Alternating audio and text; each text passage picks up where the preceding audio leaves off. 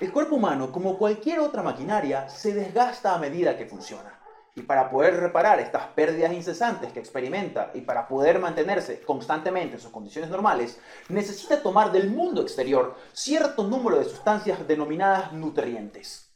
Pero dichos nutrientes no son asimilables tal y como existen en la naturaleza y para poder circular a través de nuestro torrente sanguíneo deben de sufrir una serie de transformaciones físico-químicas llevadas a cabo en su mayoría por el estómago. El estómago, pues, es un órgano muscular y hueco ubicado en el cuadrante superior izquierdo del abdomen. Recibe el bolo alimenticio macerado proveniente del esófago para luego, mediante sus productos de secreción, transformarlo finalmente en quimo.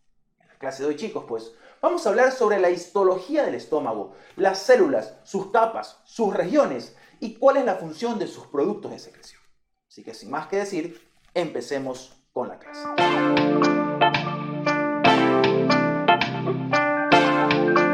Muy bien, chicos. Antes de revisar la estructura histológica del estómago, pues es importante revisar la estructura general del tracto gastrointestinal. El tracto gastrointestinal, pues, nos ofrece una estructura básica que está dispuesta en cuatro capas, que desde la luz hasta la periferia, nosotros vamos a encontrar primero una túnica mucosa. Una mucosa que va a estar formada, como aquí podemos observar, por el epitelio, por la muscular de la mucosa y por la lámina propia. Luego nos encontramos con una submucosa, que es la que encontramos acá, ¿sí? Luego tenemos a la muscular externa, generalmente se la denomina, que es un conjunto de fibras de músculo liso que se organizan de manera circular y longitudinal. Y por último tenemos una túnica adventicia o una túnica serosa, dependiendo de qué parte del tracto gastrointestinal estemos hablando. Vamos entonces a comentar un poco sobre cada una de ellas. Y empecemos hablando de la mucosa. La mucosa, pues chicos, va a estar formada por tres estructuras, como les acabo de mencionar. Va a estar formado por el epitelio, por la muscular de la mucosa o muscularis mucosae y por la lámina propia. El epitelio, pues, y su función va a variar de acuerdo a qué porción del tracto digestivo estemos hablando. Por lo general, el epitelio del tracto digestivo es un epitelio cilíndrico simple, excepto en el esófago, ya que, por ejemplo, acá podemos observar que el epitelio del esófago, que es diferente, incluso estructuralmente, ¿no? Observándolo, luce diferente. El epitelio del esófago es un epitelio plano estratificado, ¿sí? No queratinizado, mientras que el epitelio del estómago es un epitelio cilíndrico simple. Es el epitelio que encontramos en gran parte del tracto digestivo, con algunas modificaciones, es cierto, pero siempre va a ser cilíndrico. Otro detalle muy particular de la mucosa y del epitelio es que se organiza de una manera tal que forma evaginaciones, como podemos observarlo acá. Si vemos que la mucosa no es rectilínea, sino que tiene evaginaciones, que toman el nombre de pliegues circulares. También podemos encontrar microvellosidades y vellosidades a nivel del epitelio, que tienen por objeto aumentar la superficie de absorción. ¿Qué significa esto de aumentar la superficie de absorción? Pues digamos que yo tengo aquí una línea recta. Esta línea recta absorbe nutrientes, pero esta línea ondulada absorbe más nutrientes. ¿Por qué absorbe más nutrientes? Porque si yo esta línea ondulada la llego a estirar, va a ser mucho más grande. Y como la superficie es mucho más grande, obviamente va a absorber muchos más nutrientes. Este plegamiento de la mucosa no solamente sucede a nivel del tracto digestivo, un plegamiento similar, por ejemplo, podemos observarlo a nivel de los giros del cerebro sobre la superficie del encéfalo. Siempre el objetivo del plegamiento es aumentar el área de superficie. Luego nos encontramos con una lámina propia. Sí, esta lámina propia, que bueno, acá en los cortes histológicos a veces no se les puede observar, es este pequeño espacio en blanco que está debajo del epitelio. Esa lámina propia tiene la particularidad de ser muy celular y muy vascular. ¿Por qué es vascular? Porque posee un sinnúmero de vasos sanguíneos fenestrados y también vasos linfáticos que van a facilitar la absorción de los nutrientes. Y es celular, pues, porque cuenta con un bagaje inmunitario muy importante en donde las distintas células inmunitarias, como por ejemplo los linfocitos, los neutrófalos, los macrófagos, las células plasmáticas, están agrupadas a lo largo de la lámina propia formando GALT, tejido linfoide asociado a intestino, lymphoid tissue, sí creo que, no, gut associated lymphoid tissue. Esas son las siglas en inglés de GALT, que es un tipo de MALT. No, si ustedes observaron el vídeo en donde expliqué epitelio respiratorio, vemos que en el epitelio respiratorio nosotros encontramos en cambio BALT. que es tejido linfoide asociado a bronquio.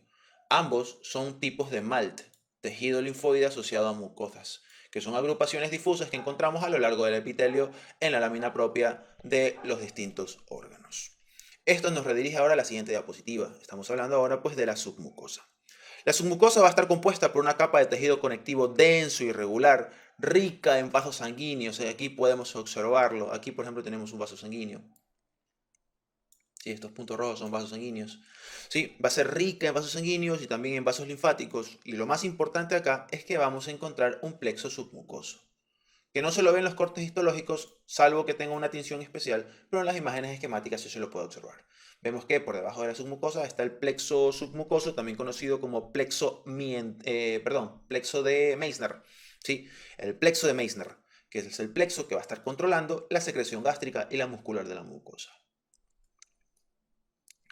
Luego tenemos una túnica muscular, acá podemos observarla. Esto es una fotografía eléctrica donde podemos observar las distintas orientaciones del músculo liso. Vemos que este músculo liso se orienta de esta manera, mientras que este músculo liso se orienta de esta otra manera. ¿Por qué? Porque tenemos dos tipos de músculo liso a lo largo del tracto gastrointestinal. Con excepción del estómago, pues prácticamente todo el tracto gastrointestinal tiene dos túnicas musculares. Una muscular interna, formada por fibras circulares, como podemos observar acá, y una muscular externa, formada por fibras longitudinales.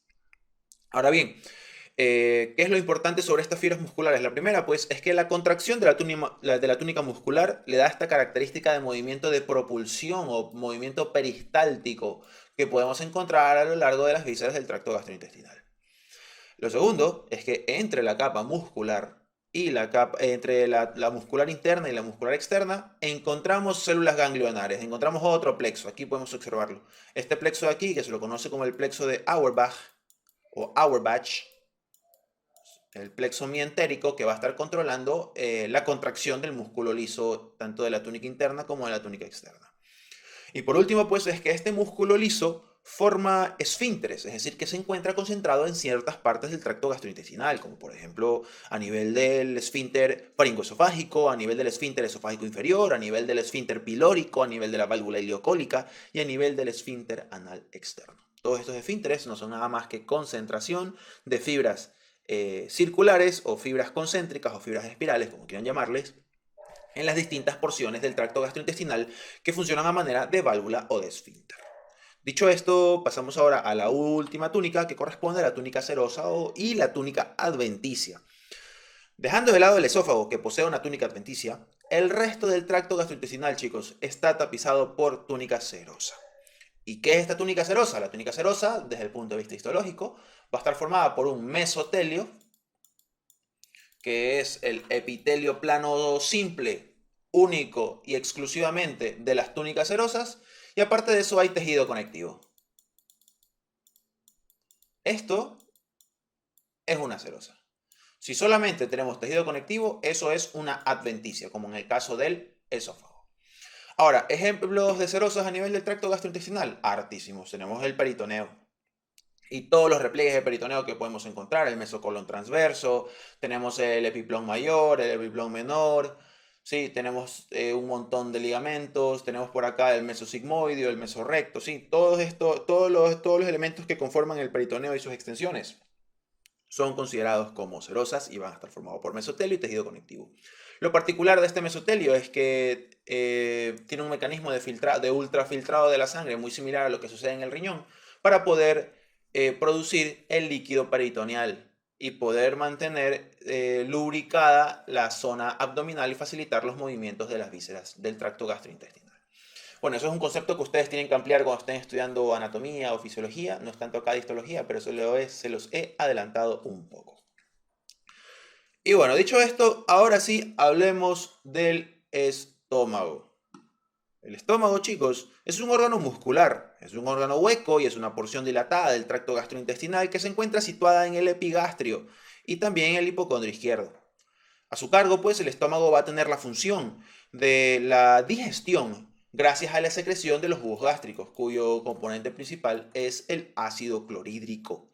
Y gracias también, pues, a los movimientos de mezcla, porque el estómago tiene 3 capas musculares que le dan esa capacidad de poder mezclar y transformar el bolo alimenticio en quimo. Entonces, desde el punto de vista histológico, el estómago, al igual que el resto del tracto gastrointestinal, va a estar compuesto por 4 túnicas, que desde la luz hacia la superficie vamos a tener la mucosa, la submucosa, la muscular y la serosa. De todas estas, la túnica mucosa es la más importante. Así que mucho ojo en esta primera parte del vídeo, que es lo que les toman de ley en los exámenes y lecciones de histología. Entonces, macroscópicamente la mucosa gástrica, vemos acá que es muy, pero muy arrugada, es muy rugosa, formando estas arrugas gástricas. Eso macroscópicamente. A esta mucosa también, pues la vamos a poder dividir nosotros en regiones. Tenemos una región cardial que está cerca del esfínter esofágico inferior, ¿sí? Que corresponde al cardias. Tenemos una región pilórica y el resto del estómago se lo considera como parte del fondo gástrico. Esto, ojo, desde el punto de vista histológico, porque la configuración de las glándulas cardiales con la configuración de las glándulas fúndicas y la configuración de las glándulas pilóricas difieren un poco.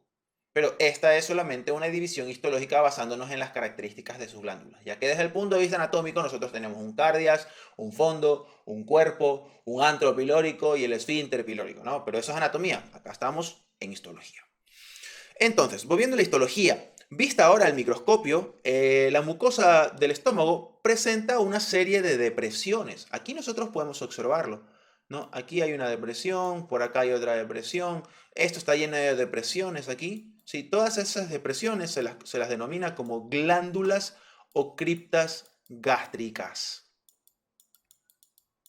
Estas glándulas no son nada más pues que invaginaciones tubulares y ramificadas del epitelio que poseen un orificio superior que se lo conoce como fosita o foviola gástrica. Acá podemos observarlo. Aquí hay una fotografía, hay un ampliamiento de la imagen. Vemos aquí toda una glándula gástrica y el orificio que da hacia la luz, hacia la superficie, se lo conoce como fosita o foviola gástrica. Luego vemos que en la parte de abajo hay una porción angosta conocida como istmo y el resto de la glándula se lo conoce como el fondo. ¿Sí?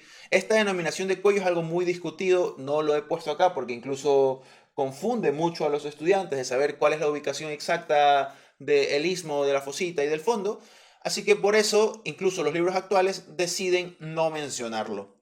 Si ustedes revisan los libros en literatura anglosajona, que es la más actualizada, no hay la denominación de cuello y de istmo, no hay una diferencia entre los dos. Consideran al cuello y el istmo como parte de una misma estructura. Entonces, las partes de una glándula gástrica, que es toda esta invaginación epitelial, corresponde a la fosita o foviola, el cuello y el fondo gástrico. Sigamos entonces. Bueno, ya que sabemos cómo se encuentra configurado el epitelio del estómago es un epitelio plano simple, ¿sí? Grábense eso, es un epitelio cilíndrico simple, Es un epitelio cilíndrico simple, es un epitelio que se encuentra especializado tanto en la secreción como en la protección. Y este epitelio tiene la particularidad de estar formado por un total de 6 distintos tipos de células. Ojo, 6. Los libros nos dicen 4, pero luego terminan describiendo 5 o 6, pero en realidad son 6 tipos distintos de células.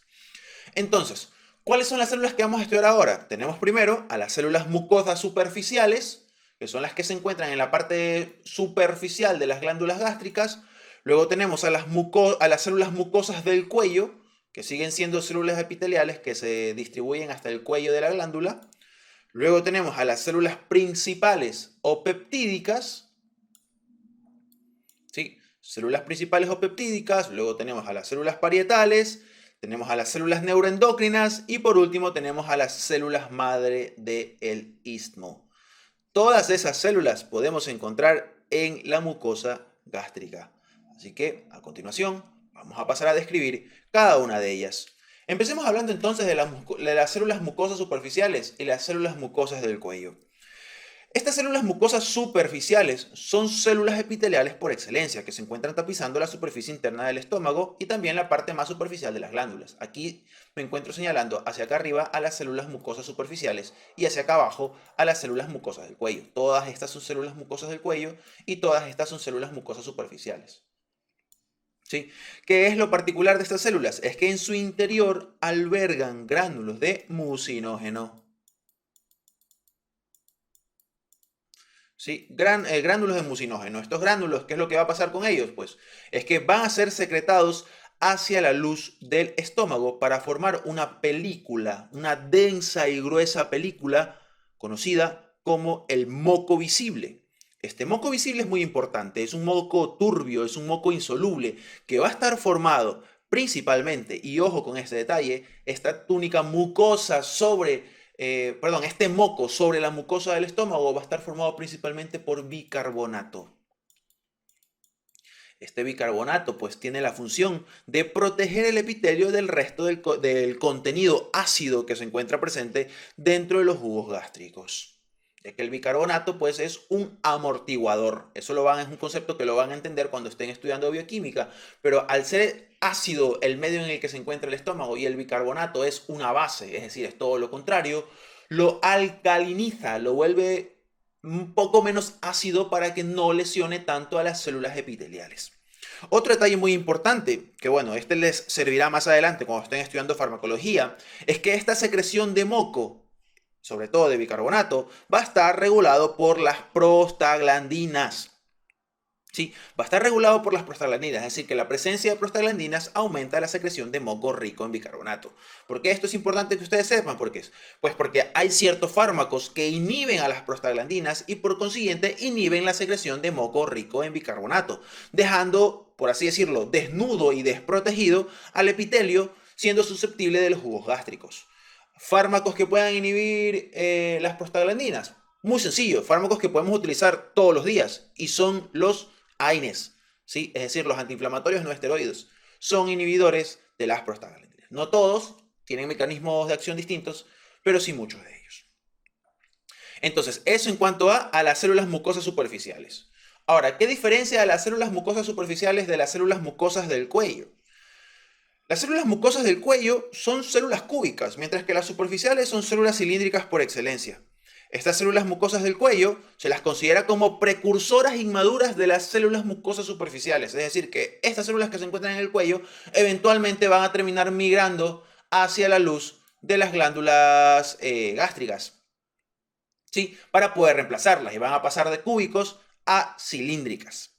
Al igual que ellas, las células mucosas del cuello van a secretar moco. Sin embargo, como son células inmaduras, el moco que producen tampoco no es tan denso. Sí, de hecho es un moco menos alcalino y es un moco muy pero muy soluble. Esa es la diferencia entonces entre las células mucosas superficiales y las células mucosas del cuello.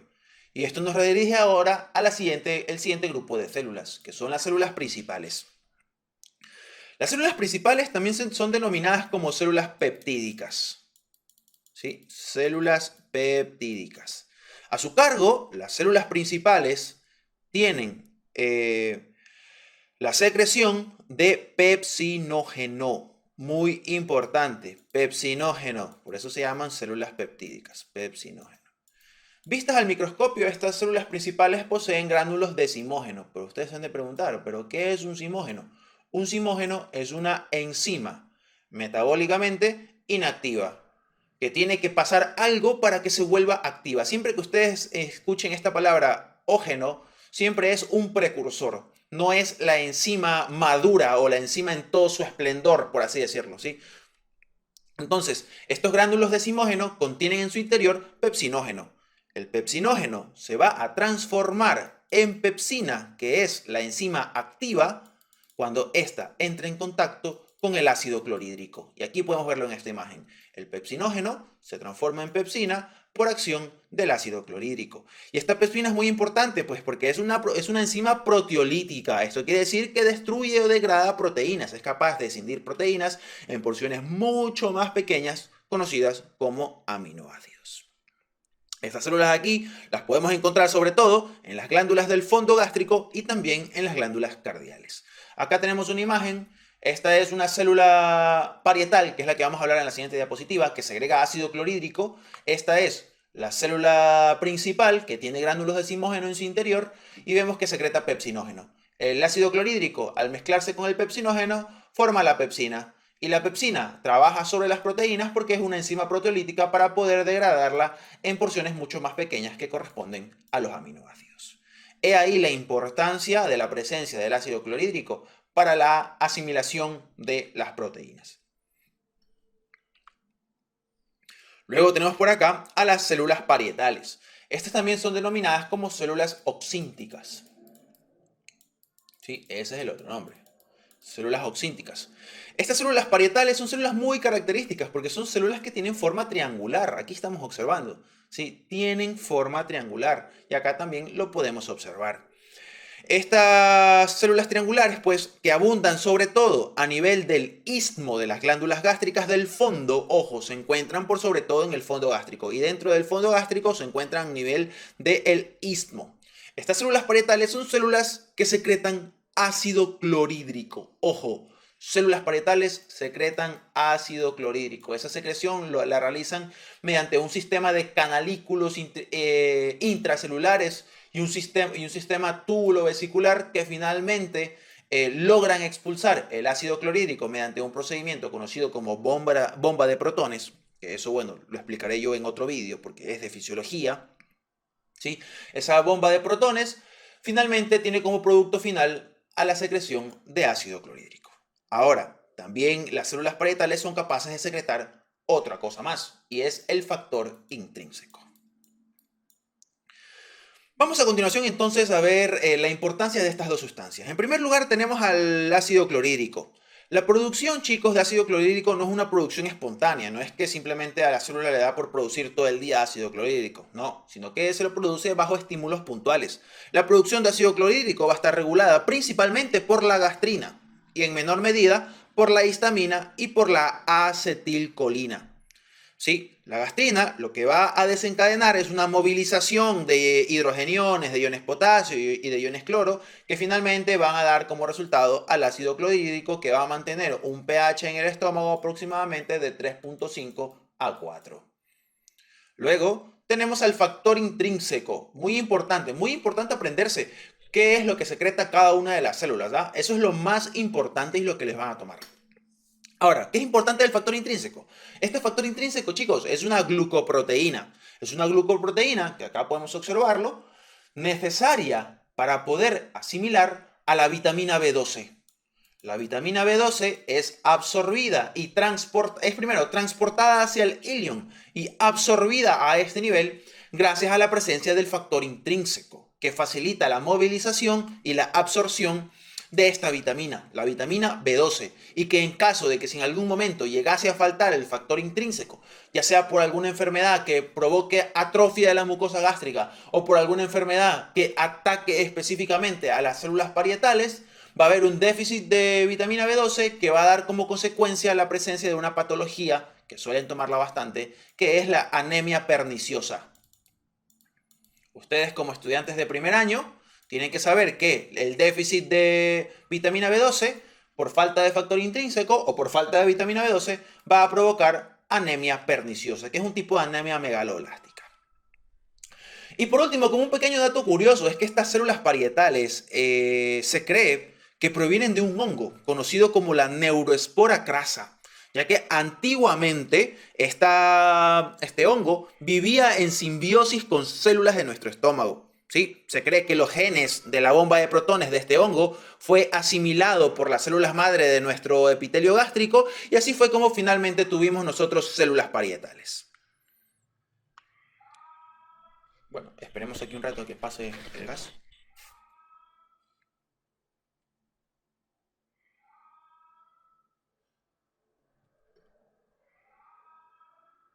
Bueno, sigamos ahora. Tenemos entonces al siguiente grupo de células que corresponden a las células enteroendocrinas. Las células enteroendocrinas corresponden a más o menos el 1% de células del total de población celular dentro de la mucosa gástrica. Estas células de acá pertenecen a un sistema muy especial conocido como el sistema neuroendocrino difuso. y se distribuyen de manera aislada por prácticamente todo el tracto gastrointestinal.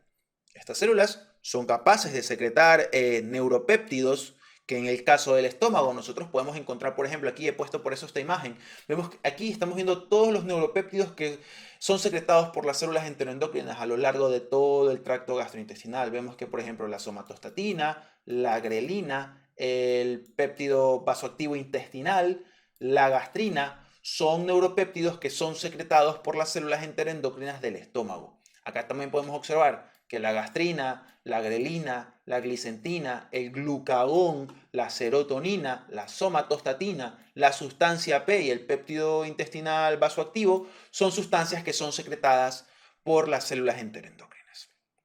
¿Qué es lo importante que ustedes se deben de llevar a la casa y lo que probablemente les vayan a tomar? Porque son muchas sustancias, pero les vamos a resaltar las más importantes. Primero, que estas células enteroendocrinas se diferencian por letras, es decir, que hay células, digamos, células alfa, células beta, células delta, células gamma, células ita, células iota, como ustedes quieran darle toda la denominación del alfabeto griego. Se denominan de esa manera, mediante letras del alfabeto griego. Muchas de estas células se encuentran formando parte de los islotes de Langerhans dentro del páncreas, células beta y células delta. Probablemente lo tuvieron que haber escuchado, pero en el estómago también tenemos este tipo de células. Lo más importante que ustedes deben de llevarse a la casa es que dentro del epitelio gástrico, por ejemplo, nosotros encontramos a las células G. Células G, que son capaces de secretar gastrina y grelina. La gastrina, por su parte, es un neuropéptido que va a estimular la secreción de ácido clorhídrico, es decir, que va a desencadenar la digestión. Mientras que la grelina es un neuropéptido que mantiene, aquí nos dice, ¿no?, que mantiene la presión intraluminal constante, pero también es una hormona pero muy vinculada a la saciedad, ¿sí? A esa sensación de decir, basta, ya estoy lleno. Ahí trabaja la grelina. Luego tenemos por acá a la somatostatina, que va a ser secretada por las células D. La somatostatina secretada por las células D. Y luego tenemos por acá al péptido intestinal vasoactivo, que va a incrementar la peristalsis, es decir, la contracción de la musculatura lisa, y también va a estimular la secreción de agua y iones hacia el tracto gastrointestinal. Eso, chicos, es la información que ustedes se deben de llevar a la casa sobre estas células enteroendocrinas. Pero en realidad es todo un mundo. Estas células enteroendocrinas no solamente las encontramos a nivel de tracto digestivo, sino que también podemos encontrarlas en el tracto respiratorio. Si ustedes vieron el vídeo de sistema respiratorio, histología del sistema respiratorio, verán que en una parte yo menciono de que muchas de las similitudes que encontramos en el epitelio respiratorio también los encontramos en el epitelio gastrointestinal. Pues porque ambas estructuras comparten un mismo origen embriológico. Sobre todo las estructuras del intestino anterior. A partir del intestino anterior se origina un divertículo que va a dar origen a todo el tracto, al tracto respiratorio, ¿sí? Así que bueno, yo les recomiendo que lean información adicional sobre estas células porque son pero muy interesantes. Vamos ahora a las células madre del istmo. En el istmo, nosotros encontramos un conjunto de células muy especiales capaces de diferenciarse en prácticamente todos los tipos celulares que acabamos de mencionar, ¿sí? Y estas son células madre encargadas de la renovación de prácticamente todo el epitelio gástrico. Acá nosotros podemos observar más o menos cuánto sobreviven cada una de estas células. Vemos que las células parietales son las que son más longevas, se recambian cada 200 días. Las células principales cada 60-90 días, las células enteroendocrinas cada 60-90 días y las células de la superficie, las células mucosas superficiales y las células mucosas del cuello vemos que se recambian cada 3 o 5 días y 6 días. Esto se debe a que son las células que dan la cara frente a la secreción de ácido clorhídrico. Y eso, chicos, hasta acá pues hemos terminado ya de describir la mucosa del estómago, que es de nuevo lo más importante, y ahora vamos a pasar a describir el resto de las túnicas. Tenemos entonces a la lámina propia y a la muscular de la mucosa. Debajo del epitelio subyace la lámina propia, que es una fina capa de tejido conectivo donde podemos encontrar células inmunitarias. Y también podemos encontrar a la muscular de la mucosa. Aquí la estamos observando. De hecho, miren, entre cada una de las glándulas, el tejido conectivo que se encuentra entre cada una de las glándulas, esa es la lámina propia. Y aquí podemos encontrar nosotros los vasos sanguíneos y los vasos linfáticos que promueven la secreción y también la absorción en caso de que se trate de un órgano especializado en la absorción. Tenemos por acá nosotros a la muscular de la mucosa, que es una capa de tejido muscular liso, compuesta igual manera de dos tipos de fibras. Unas fibras circulares internas y unas fibras longitudinales externas. Estas fibras musculares por lo general penetran en la lámina propia y logran llegar incluso hasta el epitelio y cumplen la función de, por así decirlo, exprimir a las glándulas que se encuentran en el fondo para poder promover o para poder facilitar la secreción que tienen en su interior. Luego tenemos a la túnica submucosa. La túnica submucosa pues está compuesta por un tejido conectivo denso, de igual manera rica en vasos sanguíneos, aquí podemos observarla, rica en vasos sanguíneos y en vasos linfáticos, que son los mismos que vamos a poder observar en la lámina propia que acabamos de describir, ¿sí? Y acá lo importante que ustedes deben de saber, y de nuevo se los repito, es que encontramos aquí un plexo nervioso. Un plexo nervioso conocido como el plexo de Meissner, que acá lo estamos observando. Plexo submucoso o plexo de Meissner, que es el plexo que va a estar promoviendo la secreción de las glándulas y también el movimiento de la muscular de la mucosa. Luego tenemos una túnica muscular. El estómago, y como lo dije en un principio, yo les dije que tiene 3 capas, ¿no? Pero ya vamos a ver cómo es la cosa. El estómago tradicionalmente pues, se lo describe como compuesto por 3 capas. Por una capa longitudinal externa, una capa circular intermedia y una capa oblicua interna. Esta descripción, sin embargo, chicos, pues es un poco imprecisa, ya que las fibras musculares de este órgano están dispuestas de manera aleatoria y desordenada, habiendo, por ejemplo, ausencia de fibras longitudinales en su cara anterior y posterior, pero se encuentran concentradas en sus curvaturas. También podemos observar que las fibras oblicuas no se encuentran presentes en las curvaturas, pero sí se encuentran presentes en la cara anterior y la posterior. Y las fibras circulares pues son las fibras más constantes del estómago que se concentran tanto en el cardias y sobre todo a nivel del píloro donde forma el esfínter pilórico. Así que acá podemos observar que las capas del estómago no se encuentran presentes en toda su superficie. Dependiendo del corte, veremos por ejemplo fibras longitudinales y fibras circulares o fibras circulares y fibras oblicuas, ¿sí? Así que por eso la túnica muscular del estómago es una túnica incompleta, por así decirlo. Lo importante acá que deben de saber es que entre estas túnicas, ¿sí? Entre las fibras circulares y las fibras longitudinales, encontramos al plexo mientérico de Auerbach, que es el que va a controlar el peristaltismo. Y por último tenemos a la túnica serosa, que como mencioné ya en un principio, es el peritoneo, ¿no? Que en el estómago encontramos, por ejemplo, acá el epiplón menor y por acá tenemos al epiplón mayor. Y bueno chicos, esto ha sido todo por hoy, espero que les haya gustado el vídeo. Si tienen alguna sugerencia o comentario, pónganlo abajo. Sin más que decir entonces, me despido. Adiós.